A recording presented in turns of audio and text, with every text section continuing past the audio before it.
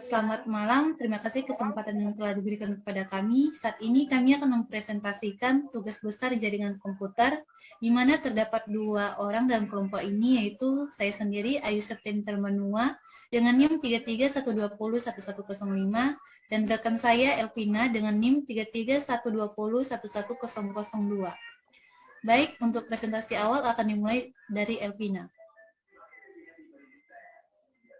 Studi kasus yang akan kami bahas yaitu Anton merupakan seorang software engineer pada perusahaan PT Utopia. Dikarenakan situasi pandemi, Anton diharuskan bekerja dari rumah melalui jaringan internet di rumahnya yang terhubung ke ISP XYZ. Untuk dapat bekerja dengan baik, Anton butuh terhubung ke server Enterprise Resource Planning atau ERP yang berada di dalam jaringan perusahaan. PT Utopia memiliki infrastruktur bangunan yang terdiri atas 2 gedung, yaitu gedung A dan gedung B. Masing-masing gedung memiliki jaringan sendiri dan saling terhubung. Jaringan ini pula terhubung ke internet melalui ISP XYZ, sehingga sumber daya internal yang ada di dalam jaringan perusahaan dapat diakses karyawan yang bekerja dari rumah. Di samping itu, perusahaan ini juga memiliki beberapa departemen yang di mana jaringannya berada di dalam jaringan perusahaan atau tidak dapat diakses secara langsung dalam konteks WFH. Beberapa departemen yang dimaksud yaitu yang pertama ada departemen direksi, yang kedua ada departemen manajerial, yang ketiga ada departemen akuntansi, yang keempat ada departemen staf produksi, dan yang kelima ada departemen infrastruktur IT. Pada perusahaan PT Utopia ini juga terdapat server lainnya yang diperlukan untuk menyimpan data dan meningkatkan efektivitas dan efisiensi kerja stafnya selain server ERP. Semua server tersebut dapat diakses oleh Anton selama melakukan WFH. Karyawan yang melakukan WFH pada saat ini hanya Anton. Deskripsi pekerjaan. Sebagai seorang network engineer yang saat ini bekerja di Departemen Infrastruktur IT, Anda diminta untuk membangun jaringan yang memenuhi sebuah kebutuhan tersebut sesuai studi kasus pada poin A. Beberapa catatan yang akan kami gunakan untuk membangun jaringan tersebut yaitu yang pertama, ini merupakan gambar topologi jaringan dari PT Utopia. Di sini terdapat gedung A dan gedung B, dan ini merupakan daerah WFH. Selanjutnya, kami akan melakukan konfigurasi pada jaringan tersebut. Di sini yang pertama kami akan melakukan routing. Di sini terdapat tabel IP pada masing-masing gedung. Dan ini merupakan tabel VLAN-nya. Setiap IP address yang berada dalam tabel diinput di setiap device yang ada. Konfigurasi selanjutnya yaitu switching, VLAN, inter-VLAN. Konfigurasi yang pertama, konfigurasi pada VLAN, inter-VLAN pada SWC atau switch C. Yang pertama, hostname SWC. Selanjutnya, enable secret Cisco. Lalu, LAN console, password Cisco, lalu login, dan exit. Selanjutnya, masuk ke LAN VTY 04. Lalu, password Cisco, dan login, dan exit lagi. Di sini kita akan melakukan show VTP status dan melakukan VTY mode client. Lalu VTP domain Cisco dan VTP password Cisco. Lalu exit.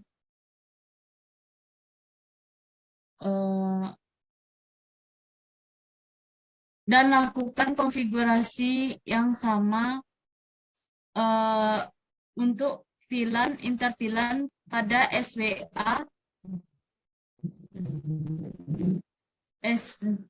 SPB, dan pada router. Selanjutnya, konfigurasi yang akan kami lakukan yaitu STP, Ether Channel, dan FHRP. Di sini konfigurasi STP pada SWA dengan mengubah status VLAN menjadi root primary. Yang pertama kita akan masuk ke conft, lalu spanning tree VLAN 17 root primary.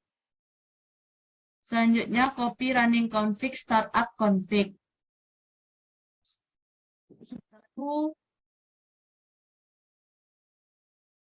akan muncul seperti ini.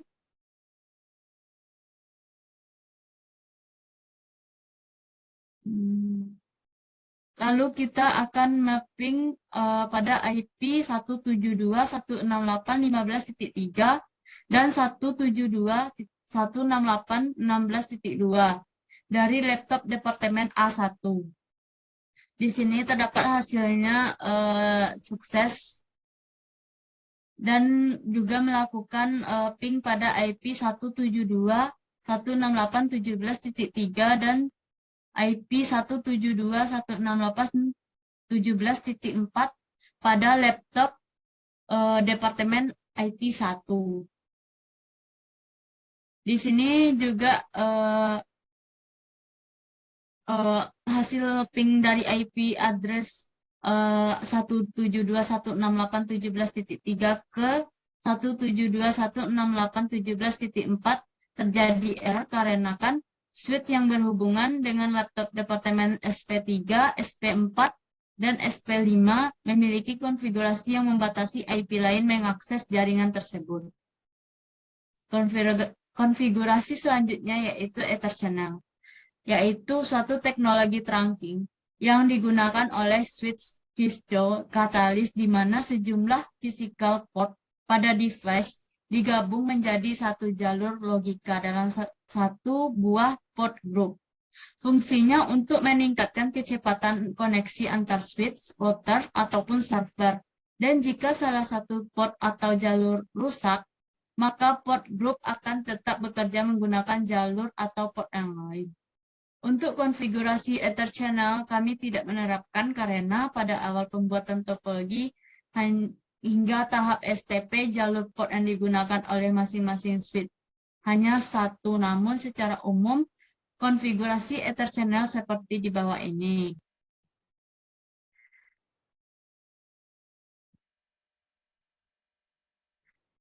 Selanjutnya akan dijelaskan oleh Ayu. Melanjutkan konfigurasi pada FHRP. Untuk langkah pertama yaitu konfigurasi terminal, kemudian masuk dalam loopback 0. Kemudian di sini kita akan melakukan IP add yaitu 111 dengan netmask 255.255.255.255. Kemudian router OSP 10. Kemudian kita akan memasukkan IP pada setiap switch yaitu 192.168.1.0 dengan netmask 000.255 dengan area 0 dan network 1111 dengan 0.0.0 pada area 0. Kemudian di sini akan muncul only successful network will be redistributed. Dan ini adalah beberapa tahap selanjutnya yaitu standby 10, priority 10. Setelah melakukan konfigurasi ini, maka kita akan melakukan show standby brief. Pada show ini kita akan mengetahui bahwa FH 001 terdapat pada grip 10, primary 100, dan state init. Di sini aktif tidak diketahui dan standby unknown dengan virtual IP 172.168.51. Kemudian kita akan melakukan hasil ping dari IP address pada laptop Departemen A1 dan laptop Departemen D2. Di sini pingnya berhasil. Kemudian kita mencoba range 1111 pada laptop Departemen D1. Kemudian di sini kita bisa melihat hasil dari ping 1111. Kemudian trans di sini adalah komplit. Dan kita mencoba yang trans 2222, di sini juga akan muncul seperti gambar di layar. Kemudian kita akan melakukan konfigurasi WLAN, ACL, dan NAT. Seperti yang kita ketahui, access list atau yang dikenal dengan ACL merupakan sebuah mekanisme yang digunakan untuk melakukan filtering, artinya membatasi untuk setiap IP. Selanjutnya ada NAT, yaitu suatu metode untuk menghubungkan lebih dari satu komputer ke jaringan internet dengan menggunakan satu alamat IP. Banyaknya penggunaan metode ini disebabkan karena ketersediaan IP yang terbatas. Jadi kita akan membatasi juga pada setiap jaringan. Jadi pada tahap ini kita akan setting router 1. Kita bisa lihat pada router ini kita akan melakukan ISP. Kita menganggap router 1 sebagai ISP-nya, kemudian NAT-nya pada router 2. Sedangkan untuk fungsi router 1 ini yang menghubungkan antar gedung A dan B. Sedangkan untuk router NAT untuk menghubungkan daerah WFH. Oke, setelah kita melakukan konfigurasi, di sini kita melakukan konfigurasi awal pada router ISP dengan memberi IP yaitu 192.168.221, kemudian IP 200.210.1 pada 01. Kemudian setting IP router 2 pada NAT yaitu 192.168.231 dan 200.210.2. Kemudian kita akan melakukan router RIP yang berguna untuk menggabungkan beberapa IP dalam satu router. Di sini kita menggunakan versi kedua dari router ini dan networknya adalah 200.210.0. Kemudian kita akan no auto summary. Dan ini dilakukan juga pada router 2. Kemudian kita akan melakukan ping pada 200.210.2 pada router 2. Dan di sini pingnya berhasil. Kita coba kembali apakah bisa.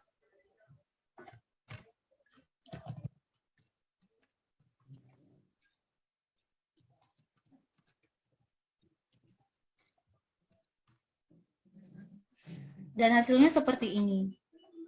Kemudian di sini kami juga melakukan VLAN, yaitu mengkonfigurasikan beberapa jaringan menggunakan Wi-Fi. Jadi ini tanpa kabel dapat terhubung. Ini dilakukan untuk konteks WFH, yaitu bekerja dari rumah. Untuk konfigurasi WLAN sendiri, ini melakukan tahap yaitu internet setup. Jadi pada WRT 300 kita akan melakukannya pada GUI dan kita akan melakukan setting pada internet setup dengan menentukan IP-nya, kemudian network setup-nya. Kemudian kita akan mengganti nama wireless-nya apa dan menentukan password pada wireless yang digunakan. Ini berguna untuk menghubungkan tiap PC ke Wi-Fi-nya nantinya. Setelah terhubung untuk konfigurasi WRT 300M-nya, kita akan memasukkan pada desktop, kemudian PC wireless, dan memasukkan connect Wi-Fi. Dengan refresh sebelumnya,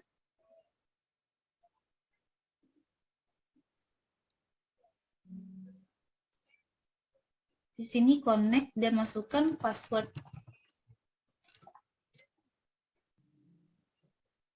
Maka di sini akan adapter is active, artinya Wi-Fi-nya terhubung.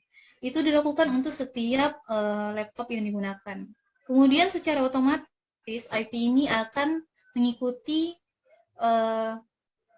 DHCP yang telah ada. Jadi kita menggunakan DHCP, maka secara otomatis IP-nya akan berubah dan berdasarkan IP utama dari si wireless, yaitu 172.168.20 dan mengikut.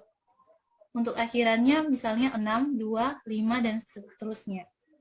Kemudian di sini kita dapat mengirimkan surat dari ISP ke NAT. Ini karena sudah terkonfigurasi dengan baik. Di sini statusnya berhasil. Kemudian dari PC ini ke sini juga berhasil. Terkhusus untuk IP IT, di sini tidak dapat diakses oleh departemen yang lain. Jadi, hanya departemen IT sendiri. Misalnya kita ke sini, maka ini akan valid karena ini telah dilakukan konfigurasi yang membatasi. Kemudian jika kita memberi ping pada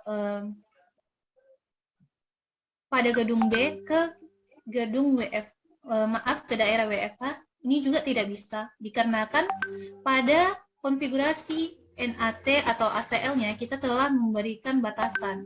Jadi tidak semua pekerja dapat mengakses jaringan wireless-nya.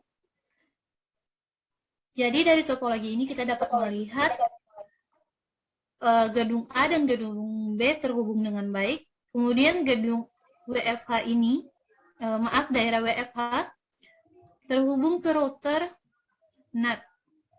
Maka dari sini kita dapat melakukan konfigurasi, kita dapat melihat hasil ping terakhir. Di sini ping 200-210 pada departemen A atau WFH-nya.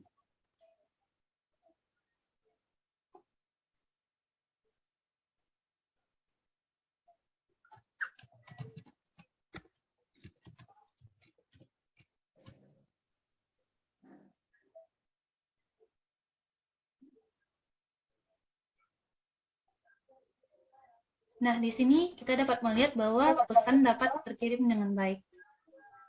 Sedangkan ketika kita memping dari daerah lain, misalnya dari gedung B,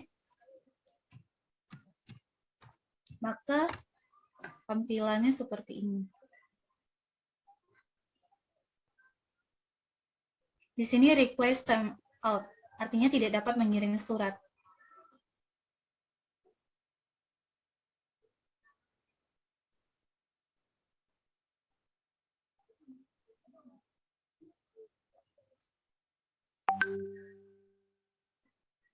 Maka secara garis besar, ini adalah topologi dari perusahaan PT Utopia.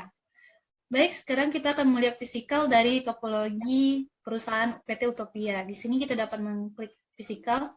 Di sini adalah garis besar PT Utopianya, kemudian kita akan masuk dalam corporate office-nya. Dan setelah kita mengklik 2 kali, di sini terdapat gedung, yaitu gedung B, A, dan daerah WFH. Dan setiap gedung ini terdapat device. Di sini ada meja untuk setiap departemen. Jadi gambaran umumnya kita anggap dalam satu gedung ini memiliki ruangan yang sama.